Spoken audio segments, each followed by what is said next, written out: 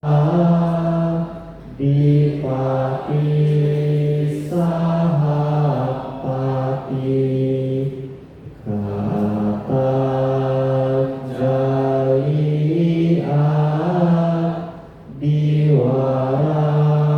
Ayat Sata Sakti Dasata Paraja Jatika Desetu Daba Aduka Pimapaja.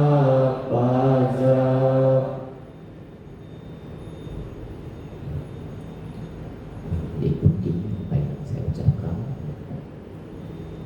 Aku berlindung kepada Buddha.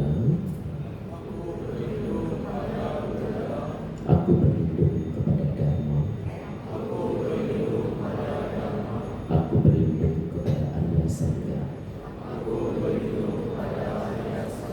Tiada perlindungan lain Buddha lah sesungguhnya pelindungmu. Tiada perlindungan lain bagi Buddha malah sesungguhnya pelindungmu. Tiada perlindungan lain alias Sangha sesungguhnya pelindungmu. Semoga dengan kesungguhan pernyataan kebenaran ini saya memperoleh kesejahteraan. Selamat pagi, Sokihoto Namo Buddhaya.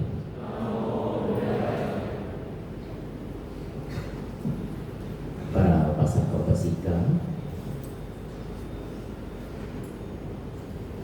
saudara-saudari yang terkasih di dalam Dhamma,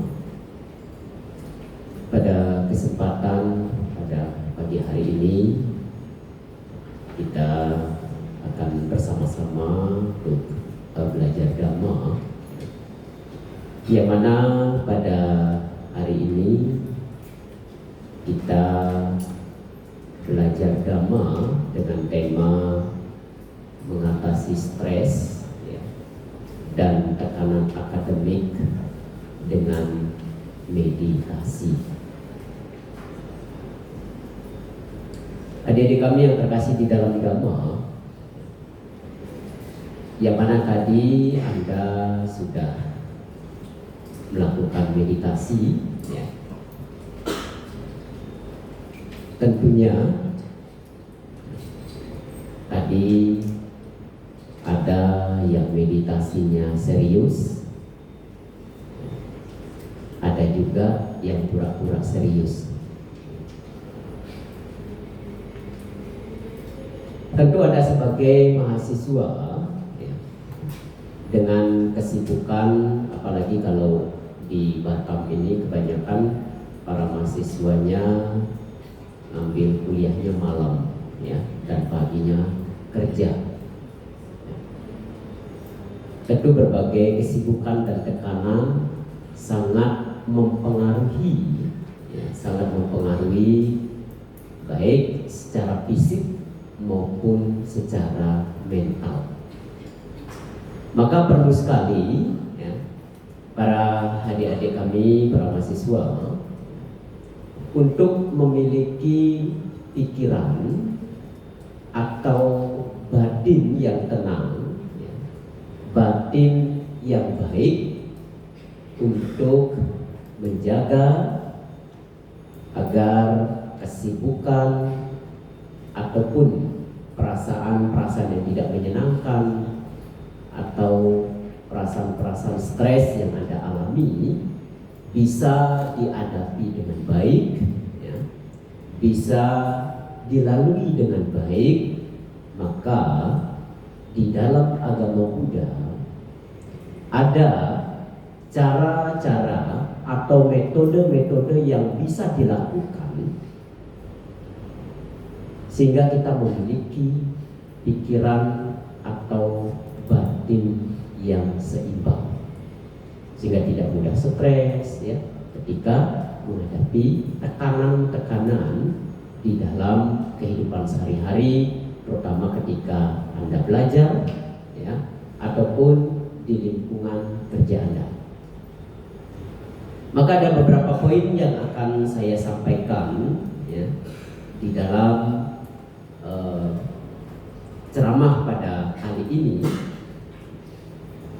yaitu yang pertama, kita harus tahu apa itu meditasi, kemudian manfaat meditasi bagi mahasiswa itu bagaimana, lalu meditasi yang relevan atau yang cocok bagi para mahasiswa itu apa, ya, obyeknya apa, kemudian cara memulainya, cara mempraktekannya, ya, bagi pemula atau bagi mereka yang baru mengenal ataupun mempraktekkan meditasi. Tapi saya yakin, ya, adik-adik di sini, ya, pasti sudah sering mendengar, bahkan sudah mempraktekannya di dalam kehidupan sehari-hari, termasuk ketika Anda datang ke wihara, tadi Anda sudah mempraktekannya. Tapi yang perlu kita pahami, yang perlu Anda tahu, ya, bagaimana cara yang baik, bagaimana cara yang tepat, terutama bagi kita sebagai seorang pemula di dalam mempraktekannya. Dan kita juga harus tahu rintangan-rintangan apa saja atau tantangan apa saja yang biasanya sering muncul di dalam kita mempraktekannya. Anda sudah sering, ya, mendengarkan kata meditasi, bahkan tadi Anda sudah mempraktekannya. Tadi Anda sudah mempraktekannya. Meditasi ini, ya, para mahasiswa, itu jika dilakukan, ada dalam Anguttara Nikaya yang dijelaskan, ada sesuatu yang dilakukan jika dilakukan itu menderita, tetapi setelah melakukannya atau setelah mempraktekannya bisa mendatangkan kebahagiaan. Itulah meditasi. Coba ketika Anda mempraktekannya, rasa kesal, rasa sakit akan Anda rasakan. Anda mungkin tidak tahan, pinggang sakit, kaki kesemutan, kaki terasa kram ketika disuruh duduk meditasi. Itulah praktek meditasi. Ketika dipraktekkan itu menyakitkan, tetapi setelah memperoleh hasilnya akan memperoleh kebahagiaan. Sebelum mulai masuk ke apa yang kita sampaikan, saya akan bertanya terlebih dahulu kepada Anda, ya. Di dalam tentang ada perumpamaan seperti tadi, kalau dilakukan dia akan menyakitkan, tetapi setelah dipraktekkan akan memunculkan kebahagiaan. Lalu ada sesuatu yang dilakukan, ya, yang dipraktekkan, ketika dilakukan menghasilkan kebahagiaan, ketika dilakukan menimbulkan kebahagiaan, tetapi setelah melakukannya menghasilkan penderitaan. Ada yang tahu? Ketika kita lakukan, kita akan memperoleh kebahagiaan di saat melakukannya, tetapi setelah melakukannya akan memunculkan penderitaan.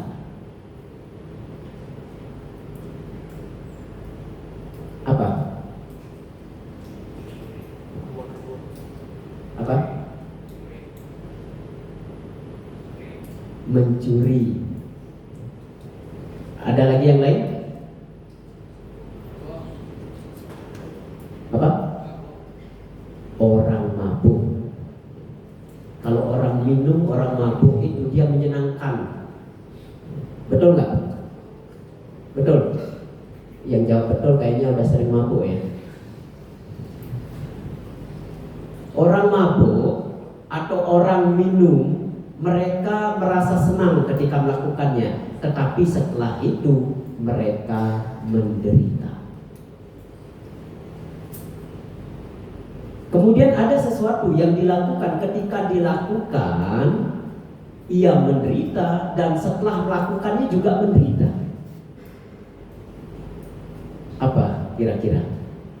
Kalau tadi dilakukan menyenangkan dan dilakukan menyenangkan dan setelah melakukannya menderita, itu orang mabuk. Dan ini ketika dilakukan ia menderita dan setelah melakukannya pun juga menderita. Apa? Berkelahi, ada lagi? Bunuh diri, ada lagi? Bunuh diri juga iya, ya. Ketika dilakukan menderita dan setelah itu juga akan jauh lebih menderita. Apalagi di dalam lingkungan Anda kita sering menemukannya. Ketika dilakukan menderita dan setelah dilakukan pun menderita.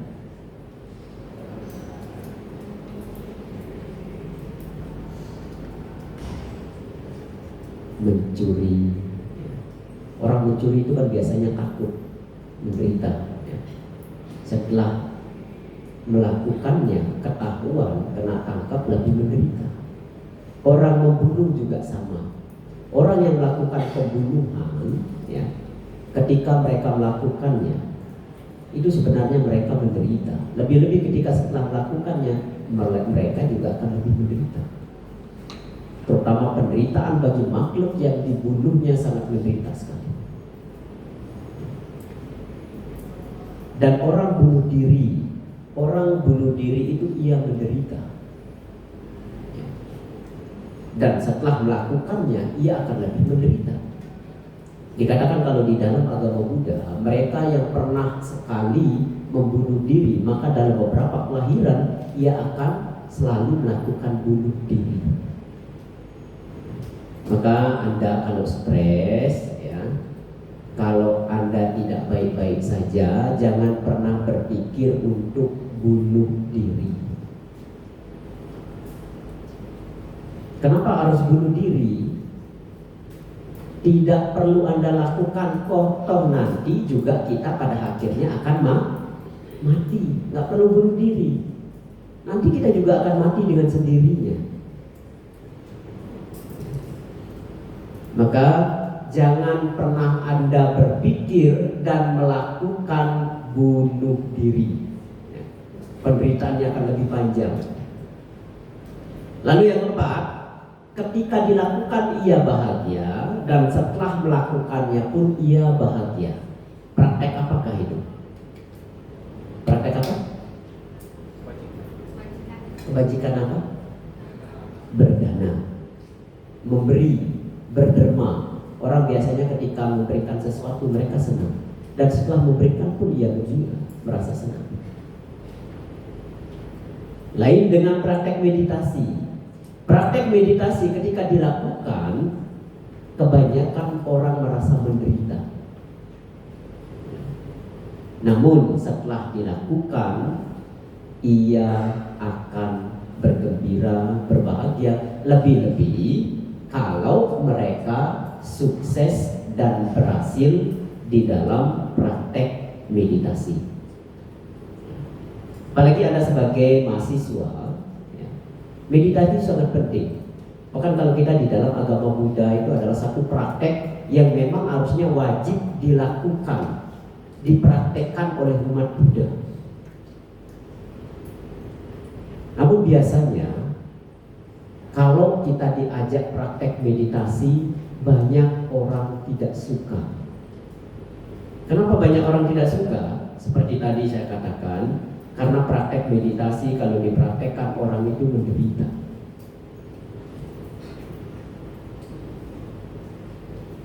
Mungkin sebagian orang kadang berpikir kalau praktek meditasi itu seperti orang tidak punya kerjaan.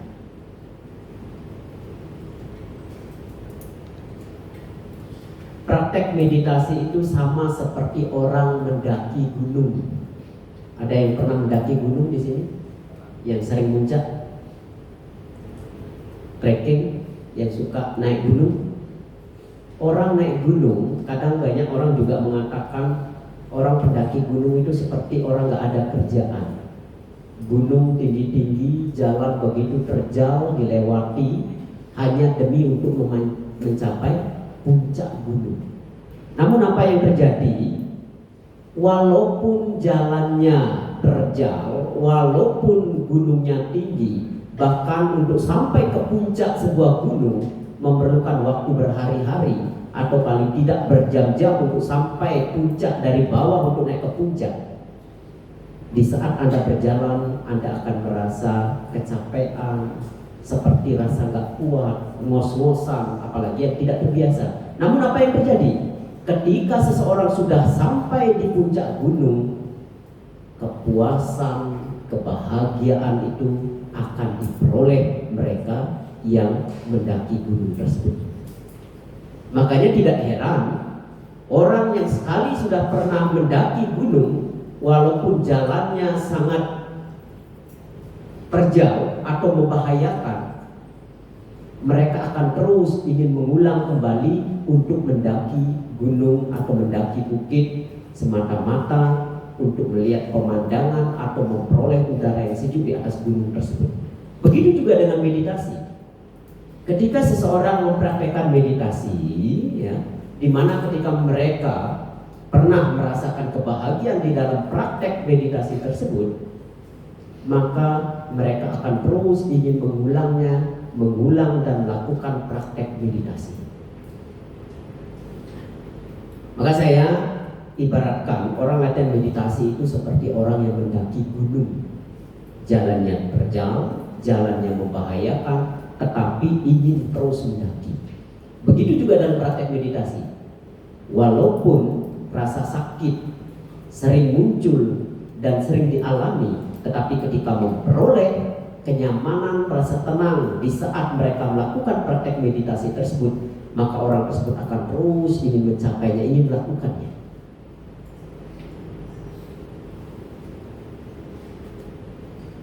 Ibu bapak dan para mahasiswa yang saya banggakan, ya.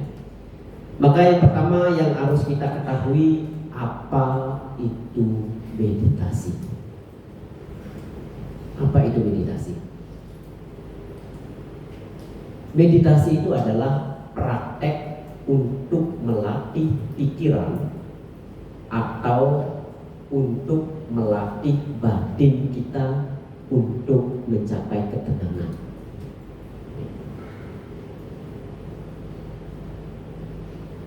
Dan meditasi lebih dalam lagi kalau di dalam agama Buddha, agar kita mampu untuk mengenal diri kita sendiri.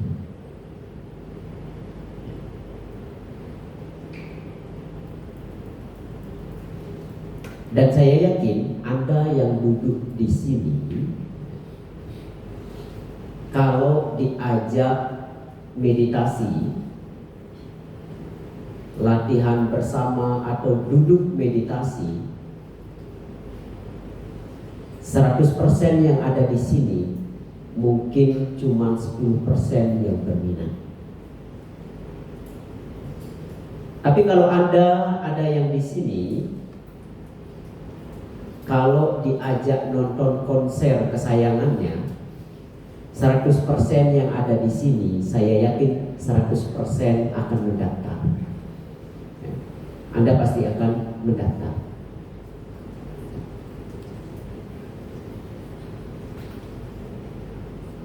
Kenapa orang sangat sulit dan jarang mau untuk melatih atau praktek meditasi itu, adik-adik? Karena tidak merasakan manfaatnya ketika melakukan praktek itu, tidak langsung mendapat manfaat. Yang ada biasanya rasa kesal, ya, capek, ngantuk, kaki sakit. Coba tadi ketika Anda praktek meditasi, apa yang Anda renungkan? Objek apa yang Anda gunakan? Apa yang Anda bayangkan tadi ketika duduk meditasi? Ayam bakar, Soto Medan.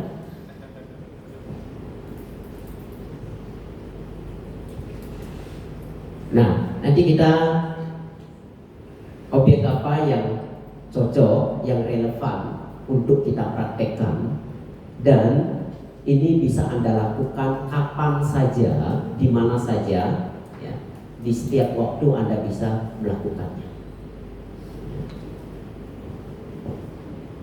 Lalu apa yang diperoleh ketika orang mempraktekkan meditasi? Manfaatnya apa? Seperti tema kita pada hari ini, yaitu bisa apa? Mengurangi stres. Stres bisa berkurang. Kemudian meditasi itu bisa merilekkan pikiran, bisa menurunkan ketegangan. Pikiran atau batin kita bisa jadi rileks kalau Anda sering praktek atau latihan meditasi. Kemudian orang yang sering atau rajin latihan meditasi bisa meningkatkan konsentrasi. Konsentrasinya akan menjadi lebih kuat. Kenapa? Karena di dalam praktek meditasi itu perhatian dan kesadaran itu diarahkan kepada satu objek yang digunakan di dalam praktek tersebut untuk membuat konsentrasi ini menjadi fokus. Maka kalau Anda rajin meditasi, Anda akan bisa memiliki konsentrasi yang kuat, yang bagus. Ketika konsentrasi kita bagus, di saat Anda belajar akan lebih mudah untuk menyerap pelajaran atau menyimpan pelajaran tersebut di dalam memori kita. Ingatan kita juga akan menjadi lebih kuat. Maka penting sekali, terutama bagi Anda sebagai mahasiswa, praktek meditasi itu sangat penting sekali. Lebih-lebih karena kesibukan di dalam kehidupan sehari-hari, ya, bukan hanya Anda sebagai mahasiswa hanya belajar saja, namun di lain sisi Anda juga sebagai seorang pekerja. Dan rata-rata Anda di sini semua bekerja, ya, malam baru kuliah. Dan disitulah pentingnya kita memiliki pikiran yang rileks, pikiran yang santai. Tapi biasa kalau hari Minggu kan, kalau hari libur untuk merelekkan pikiran, biasa Anda pergi kemana? Grand Batam, ya. Nonton, kalau tempat nonton film itu apa namanya? 21, bioskop. Ya. Biasanya jalan-jalan. Kalau ditanya untuk menghilangkan stres, katanya. Sedangkan kalau di dalam agama Buddha, untuk menghilangkan stres itu harusnya praktek apa? Meditasi. Cuman banyak orang tidak suka, kurang suka terhadap praktek meditasi.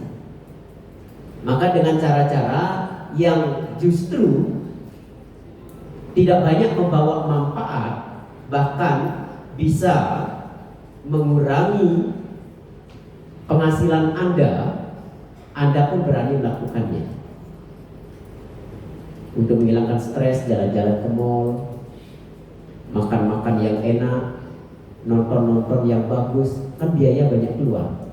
Sekali-sekali kan, berarti kan boleh. Sebulan sekali, setelah terima gaji.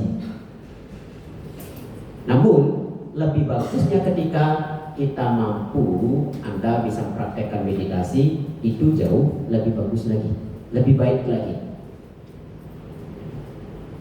Karena meditasi itu tidak hanya memberikan kesehatan, manfaatnya tidak hanya memberikan kesehatan secara mental untuk kita, untuk batin kita, tetapi juga bisa memberikan kesehatan secara fisik. Meditasi itu tidak hanya memberikan kesehatan mental, tetapi juga memberikan kesehatan secara fisik.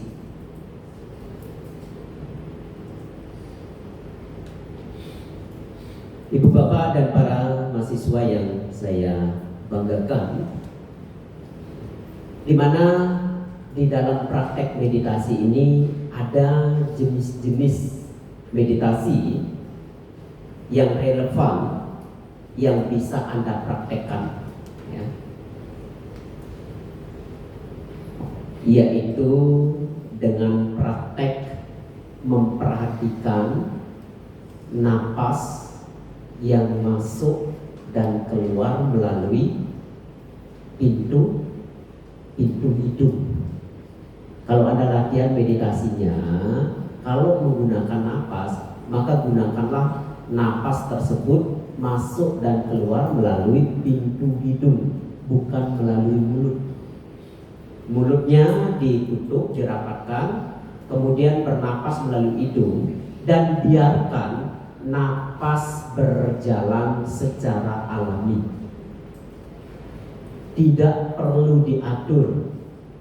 Karena ketika Anda mengatur napas, kecenderungan kita akan mudah capek. Kalau selama ini Anda merasa pernah bernapas tidak? Anda merasakan nggak kalau selama ini Anda bernapas? Yakin Anda merasakan kalau selama ini Anda bernapas, kalau tidak disuruh memperhatikan napas?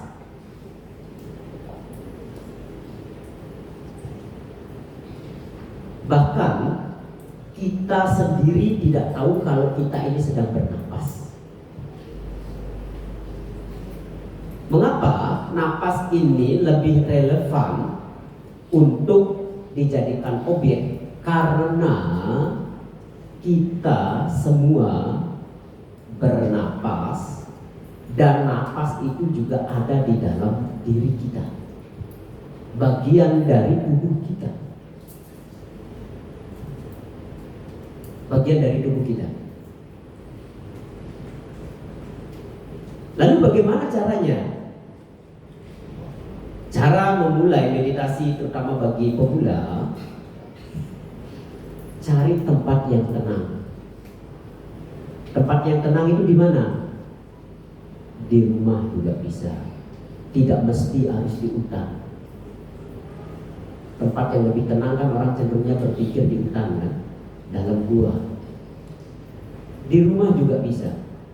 Kapan waktu yang biasanya lebih tenang? Waktunya kapan? Biasanya di pagi hari. Baru bangun, ya. Mungkin Anda pagi-pagi bisa bangun jam 5 atau setengah 5 pagi. Bangun, atau biasanya mungkin kalau Anda tidak bisa bangun setengah 5, jam 5, Anda biasa bangun pagi jam berapa? Tergantung. Atau jam 6. Jam 6. Ketika Anda bangun jam 6 tersebut, Anda bisa mempraktekannya, ya. Memperhatikan napas ini sebagai objek, walaupun hanya 5 sampai 10 menit. Duduk di tempat tidur Anda pun boleh, duduk di kursi juga boleh. Anda bisa mempraktekannya. Dan ini akan memberikan dampak dan manfaat yang sangat luar biasa di saat Anda bangun pagi. Baik Anda setelah mencuci muka atau setelah minum air, itu Anda bisa lakukan di saat Anda bangun pagi. Dan ini kalau Anda lakukan setiap hari, dan Anda bisa menambah durasinya dari 5 menit sampai 10 menit, nanti 15 menit sampai 20 menit, mungkin Anda bisa sampai 1 jam. Itu akan memberikan efek yang sangat luar biasa. Bahkan kita umat Buddha sendiri kadang jarang mau melakukannya. Malah orang-orang yang bukan umat Buddha malah senang untuk praktek meditasi. Malah kita yang umat Buddha sendiri malah kurang senang terhadap praktek meditasi. Maka saya sarankan kepada Anda, di pagi hari ketika Anda bangun, Anda boleh mempraktekkannya 5 atau sampai 10 menit. Kalau nggak kuat sampai 5 menit, ya 3 menit juga boleh. Tapi di dalam praktek ini harus ada minat. Harus ada minat dan kesenangan. Karena kalau kita tidak ada minat di dalam melakukan, maka sulit sekali. Orang kalau ngobrol berjam-jam sanggup nggak? Kuat nggak? Orang main game bahkan dari malam hari sampai pagi pun mereka kuat. Kenapa? Karena ada minat, karena ada kesenangan di dalam melakukan hal tersebut. Sama seperti praktek meditasi. Kalau orang tidak memiliki minat, tidak ada memiliki kesenangan di dalam praktek meditasi, maka sulit bagi mereka untuk melakukannya. Contoh misalnya tadi, meditasi 5 menit saja rasanya sudah berjam-jam. Ini kalau tidak ada minat, tidak ada kesenangan di dalam melakukannya. Tetapi berbeda ketika seseorang memiliki minat dan kesenangan di dalam melakukan praktek tersebut, maka ia akan menjadi lebih mudah. Ya. Bahkan mungkin 1 jam pun terasa baru berapa menit ketika dipraktekkan. Karena ada minat, ada kesenangan di dalam melakukannya. Walaupun hanya memperhatikan napas, adik-adik, tidak gampang. Yang ada ketika Anda suruh memperhatikan masuk keluar napas, yang muncul itu bentuk-bentuk pikiran berkeliaran. Batinnya ngobrol sendiri, ngomong sendiri. Nanti selesai sembahyang ini saya mau makan apa? Nanti setelah selesai sembahyang ini mau pergi mall kemana? Obrolan batin itu yang akan sering muncul. Perhatian atau kesadaran kita ini malah sulit untuk melihat napas masuk dan keluar melalui pintu hidup. Coba ketika Anda mempraktekkannya, rasakan saja, perhatikan saja. Yang ada itu bentuk-bentuk pikiran berkeliaran, obrolan batin terus bermunculan. Kelihatannya sederhana, cuman praktek melihat napas, tetapi tidak mudah untuk dilakukan. Tetapi sekali Anda mempraktekannya dan bisa berhasil, Anda akan terus ingin melakukannya. Seperti orang kalau main game, kalau udah candu kan ingin terus main game, bahkan tidak kenal waktu. Begitu juga ketika orang di dalam melakukan meditasi dan pernah merasakan kebahagiaan ketika mempraktekannya, mereka akan ingin mengulang terus praktek meditasi.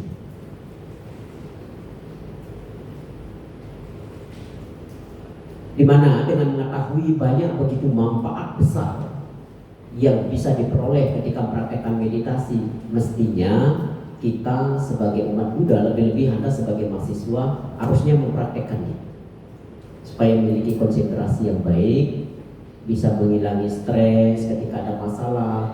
Dengan sering latihan meditasi, Anda bisa menyelesaikannya dengan baik. Anda bisa menyelesaikannya dengan baik. Maka mulai dari sekarang, cobalah Anda praktekkan walaupun 3 atau 5 menit ataupun sampai 10 menit. Dan ada satu tips yang bisa Anda praktekkan ketika Anda bepergian dan mengendarai mobil. Di saat lampu merah kecenderungan orang apa yang Anda pikirkan? Kalau lagi bawa kendaraan, mengendarai kendaraan, kemudian apalagi lampu merahnya panjang, durasinya sangat lama sekali, biasanya Anda akan apa? Jengkel, marah, kemudian apalagi? Mengeluarkan kata-kata kasar, padahal lampu merahnya nggak salah, tapi malah Anda sumpah-sumpah lampu merahnya. Maka nanti ketika Anda menemukan lampu merah di saat Anda membawa kendaraan, apa yang harus dilakukan di saat lampu merah Anda sedang mengendarai? Tariklah napas Anda, ya. Perhatikan napas Anda yang keluar masuk melalui pintu hidung. Anda boleh menarik napas secara perlahan-lahan panjang, hembuskan, tetapi matanya jangan dipejamkan. Ya. Nanti kalau Anda pejamkan mata, lampu sudah hijau, Anda nggak lihat lampu, nanti orang belakang malah ngebel-ngebel Anda. Dengan mata terbuka bisa melihat lampu, tetapi pikiran atau batin ini diarahkan terhadap napas yang masuk dan keluar melalui pintu hidung. Lakukan itu. Atau ketika Anda sedang di mall mengantri untuk membayar, Anda juga bisa melakukannya. Tarik nafas ya. Ada kan banyak ketika orang mengantri kan seringnya kesel. Atau di saat Anda sedang makan bersama kawan-kawan Anda, makanannya belum datang, Anda juga bisa melakukannya sambil memperhatikan nafas, ya, menyadari ada nafas masuk dan keluar. Supaya apa? Pikiran ini bisa terlatih supaya tidak cepat emosi. Kalau orang emosi, orang marah-marah biasanya disarankan apa? Tarik nafas nafas panjang. Maka itu bisa Anda lakukan. Di saat ada lampu merah ketika mengendarai kendaraan, maka lakukanlah praktek itu. Tarik nafas secara perlahan melalui hidung, hembuskan sampai nanti lampu merah berubah menjadi biru atau hijau? Hijau ya. Ini satu praktek latihan yang sangat simpel tetapi memberikan manfaat besar. Coba saja Anda lakukan. Atau di saat Anda sedang kuliah, dosennya belum datang, dalam beberapa menit tarik nafas. Ketimbang nanti Anda ngobrol sama kawannya nggak bermanfaat, lebih baik lihat nafas Anda. Perhatikan nafas ini, nafas yang masuk. Atau ketika Anda misalnya lagi ditelepon sama seseorang, HP-nya bunyi, sebelum Anda mengangkat telepon, Anda juga bisa melakukannya. Tarik nafas, ulangi sebanyak 3 kali, baru lihat handphone. Dan ini ketika menjadi satu kebiasaan, ini sangat memberikan dampak yang sangat luar biasa bagi Anda. Dan itu secara otomatis kalau Anda sering lakukan, ya, kalau Anda praktekkan, itu akan terjadi secara otomatis. Sebelum angkat handphone, Anda akan nafas dulu.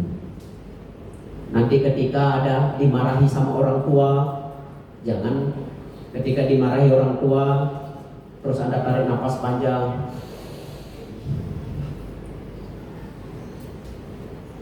Tidak perlu sampai dilihatkan, ya. Karena kalau dimarahi orang itu kan kita biasanya juga cenderung marah.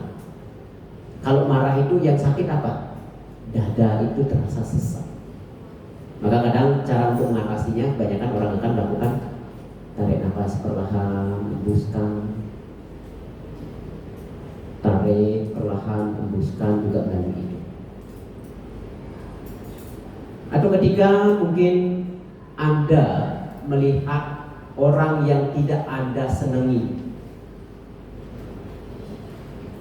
orang yang dibenci itu dalam jarak berapa meter akan memberikan efek yang sangat luar biasa. Orang yang Anda benci itu bisa sangat sakti. Lihat dari jauh Anda, ketika Anda tidak senang dengan seseorang, lihat dari jauh saja, Anda sudah merasa sakit. Sudah merasa sakit. Maka apa yang bisa dilakukan? Dengan praktek tadi, ya. Tapi jangan nanti dia lewat di depan Anda, tarik nafas panjang. Nanti dia balik, tarik nafas panjang, kan tersinggung orangnya nanti. Biasa saja, ya, biasa saja. Dan itu ada satu cara yang efektif untuk bisa membuat batin kita menjadi lebih rileks, ya, lebih tenang. Dan ini kalau dilakukan terus, Anda bisa melakukan terus, itu akan memberikan dampak ataupun hasil yang sangat positif sekali. Ketika Anda sedih, ya, kalau orang sedih kan biasanya bisa meluapkan kesedihannya, entah itu melalui tangisan, ya. Kalau Anda praktekkan meditasi, Anda bisa melihat perasaan Anda, merasakan perasaan Anda. Ketika Anda sedih itu, perasaan Anda itu seperti apa? Anda bisa merasakan, oh kesedihan itu seperti ini. Dan kalau Anda melampiaskan kesedihan Anda, itu bisa mendapatkan dampak atau akibat seperti apa. Kalau orang sering sedih terus kan nanti lama-lama bisa jadi stres. Orang sedih terus itu juga gak bagus, efeknya juga gak bagus. Maka dengan praktek meditasi ini bisa memberikan ketenangan, bisa memberikan batin yang rileks. Itu sangat bagus bagi siapapun yang mempraktekkan. Oke, coba sejenak ya. Mari kita coba praktekkan sebentar ya. Coba silakan Anda duduk. Anda boleh duduk bersila, boleh duduk bersimpuh, duduk senyaman mungkin ya. Badannya ditegakkan, silakan duduk bersila ataupun bersimpuh. Tidak merangkul lututnya ya. Di sini bukan kedai kopi ya. Silakan duduk senyaman mungkin. Anda boleh bersimpuh ataupun bersila. Badannya ditegakkan.